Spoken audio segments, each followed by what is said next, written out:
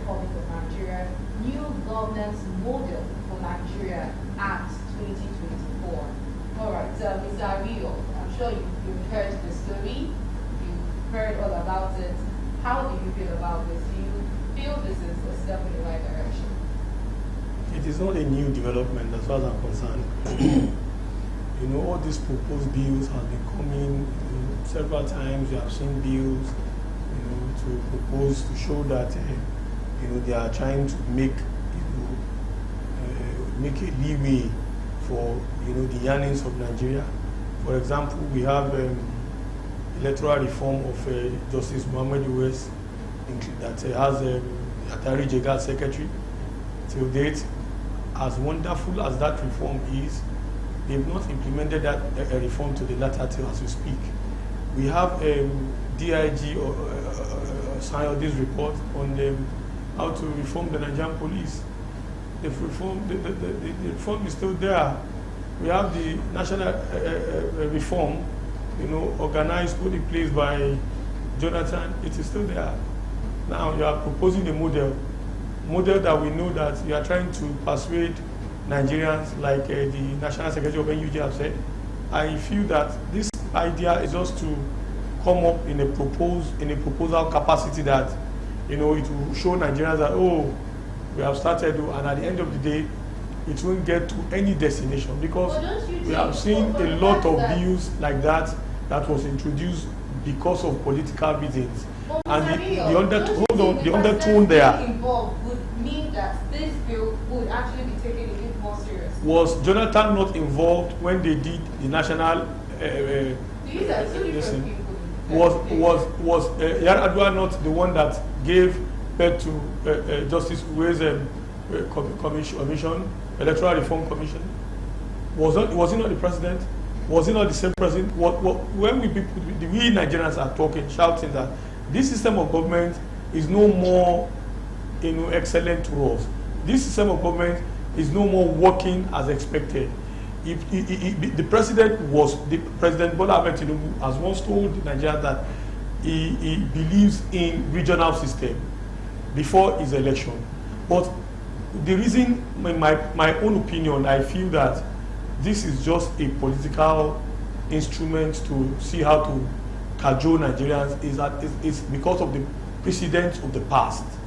So I don't want to agree with this idea, but I want to keep up, have faith in time, and then at the end of the day, I will believe that my faith will be justified. All right. Yes. Okay.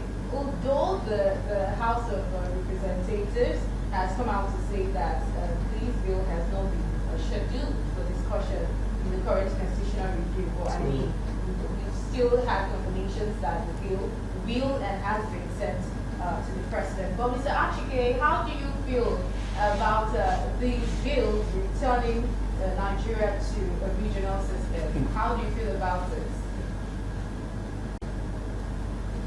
Well, look, this discussion is closely linked to the first topic that we talked about, the issue of 6-year tenure. These are constitutional issues.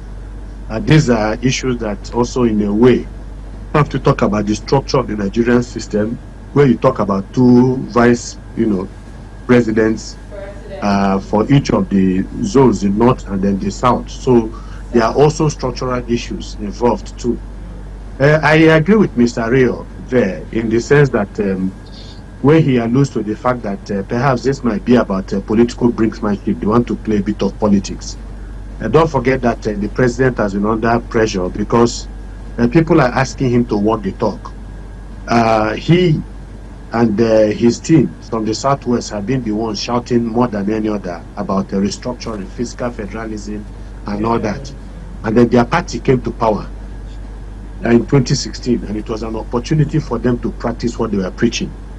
Even though President Muhammad Buhari went ahead and set up a commission on the restructuring, and they appointed Rufai as chairman, but it was gimmickry.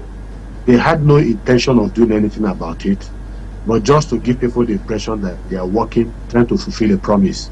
So naturally, nothing came out of that. Then you now have the main person himself who has been talking about restructuring. That's President Bola Ahmed Tinubu now becoming president of Nigeria. And people have not seen much in that direction. So I think people are believing that he might have his hand, that this bill might have the president's handwriting, maybe from behind the scene, so that if tomorrow maybe he leaves office and nothing is done about it, people could say, well, this bill was brought under his tenure, but the National Assembly did not accept it after that he did his best and all that. So that's what I think too. I'm not sure, because you see, if for the president, I don't know what the president has done in this direction. We were told that the president had received it from, I can't remember the source now.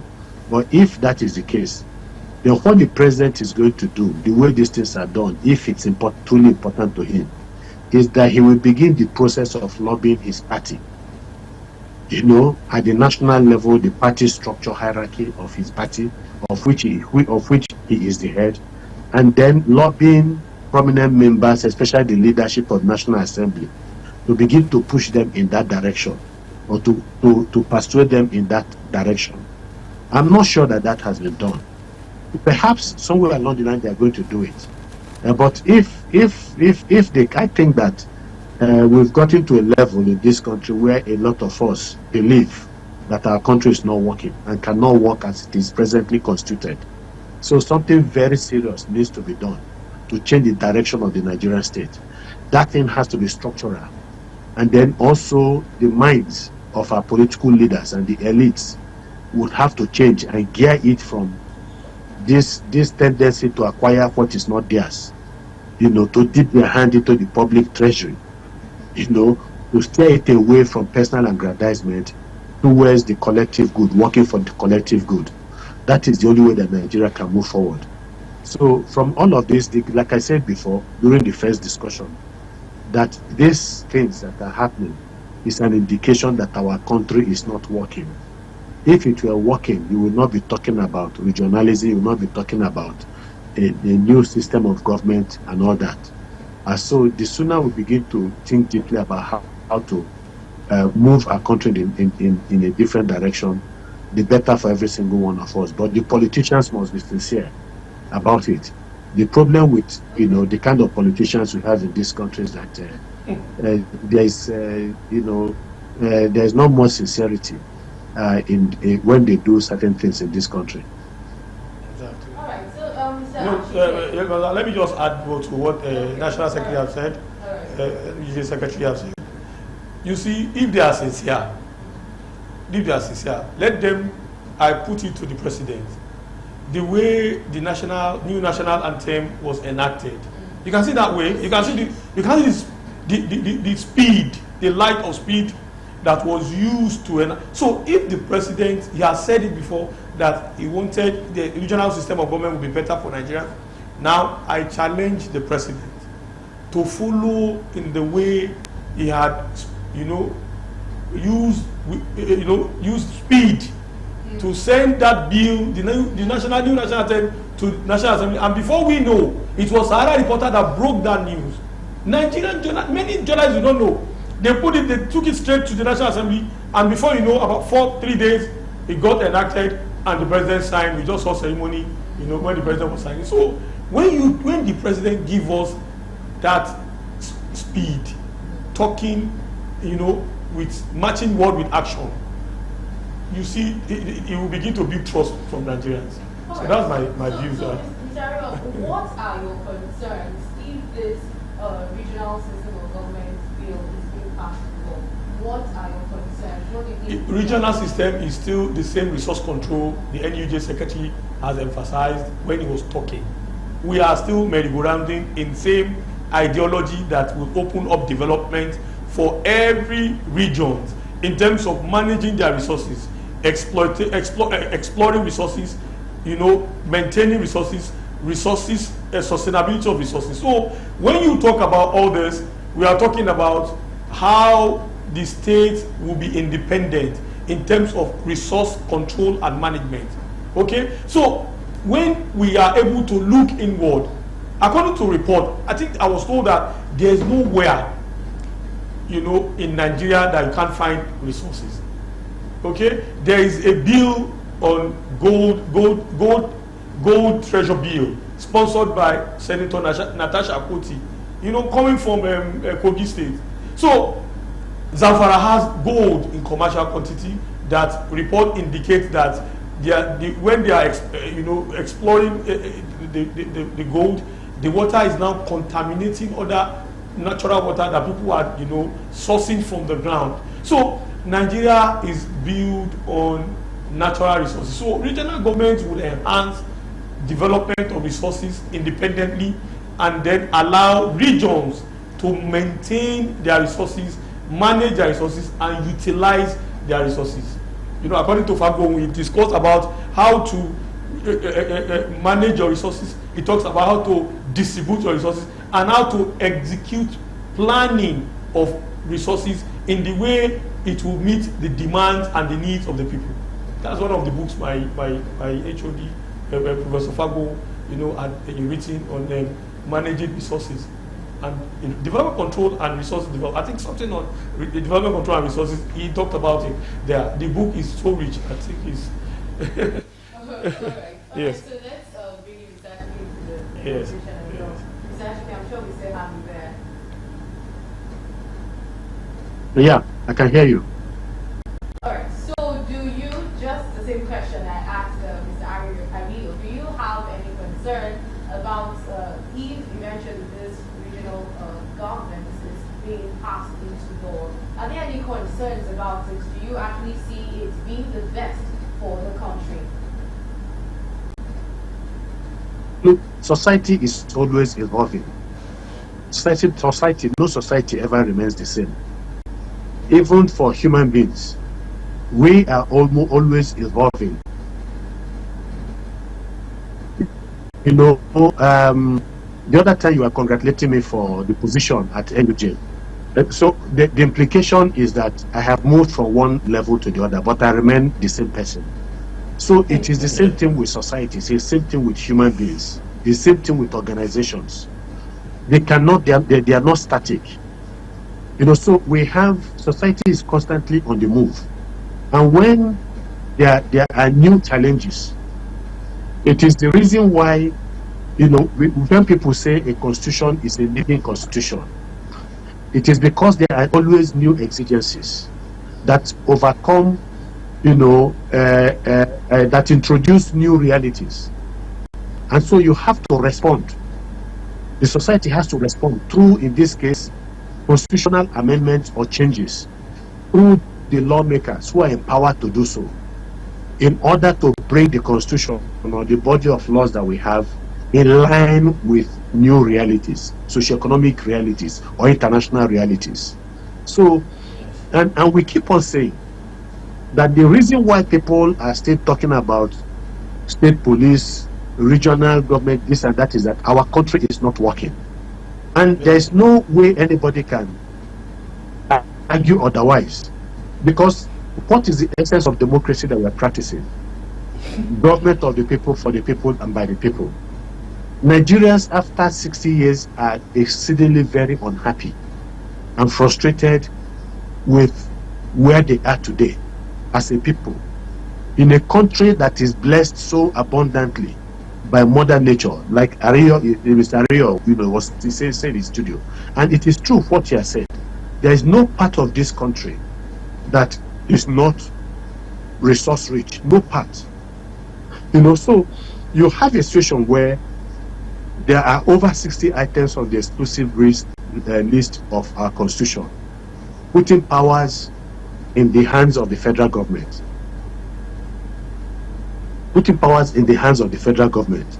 So you have a situation where, if you can properly restructure the Nigerian state, states will not be able to control their resources. Now, with them being able to control their resources, all of this argument about internally generated revenue, if they manage them well, will be arguments of the past, because their state they will have a lot of money coming in as a result of the exploitation and utilization of their resources. And the federal government will not lose, in the sense that every single state in this country will contribute a quota. Whether it's fees or whatever you call it, to the center. So you can imagine that if 20% of the resources from each state is given to the federal government, so you have 36 states in the country with the federal capital contributing to the federal government. So the federal government will be rich, awash with money, and the states will be awash with money. So it's a win-win situation for everybody. But my problem with that kind of situation, anyway, again, is that the endemic corruption within the system will still be exploited and manipulated by the political elites, whether it happens at the federal level or at the state level. Because now at the state level, with new resources coming in, you are going to have another set of nouveau riches and elites, political elites within those states, who will continue to feed fat on the resources of their states. So these are the issues. So you find that that's what I'm saying. It's one thing to say we want to restructure, but there are other things that we need to restructure again in this country. The minds and hearts of the political leadership and the people who follow them, so that they can hold them accountable at all times and not allow them to get away with the kind of things that they get away with. All right, thank you so much. All right, let's have Mr. Ariel's last words as well. Yes, it's okay. Nigeria is a country of 200 million population, even though not gazetted. We have not had a concrete census to back that indications up. But a great country, I would call, but we need our political elite to really sit tight, to think of the quote of General Obasanjo, the former president of Nigeria, that Nigeria is sitting on the keg of gunpowder. We have the larger proportion of the youth, a very energetic youth. According to National Bureau of Statistics, about 47% of Nigerian youth, Nigerians are youth, compared to the elderly ones and the rest. So the elderly ones should really sit tight, who are in the political space, and work for the people, not working for themselves. So that is my take away from what I would tell, the politicians, and then let them be sincere. Corruption should be rid of, and let us tell ourselves the bitter truth. Nothing other than the truth that can save this country. Thank you. All right, Mr. Achike, let's have your last words while we wrap up. Yeah, well, I can't deviate so much of what Mr. Ariel has said. There is no doubt about that we can't keep on doing the same thing and expect a different result. We can't keep on running our country the way we have been running for 60 years and expect that things will get better. Things have only gotten worse in this country, much worse, especially the past 25 years of our democracy. At the dawn of this democracy, we are not having banditry, herdsmen, herders, farmers clash of this magnitude. We are not having Boko Haram and all of this. So all of this, negativities and insecurity came with the political dispensation from 1999 to date. And so somehow, to a very large extent, we hold the political class responsible. But we need to do something. They need to do something. They need to say, look, there must be what you call collective bargaining, among elitist bargaining among the political class. To say, look, among themselves, to say, look, these things we have done for too long have kept this country back. How do we continue now change and move our country forward? Because this country can no longer continue, and it can no longer sustain our perfidy. That is the way I see it. And again, I also re-echo finally what Ariel said, quoting OBJ. It is very clear that you cannot have this level of poverty and suffering in the land that will last in perpetuity. One day there will be an explosion. We don't want this explosion, because it is going to be a chaotic and anarchic situation. We can't afford it. So we all have to sit up and begin to think of how to make our country better for everybody. Thank you. Yes, all right. So thank you so much. And that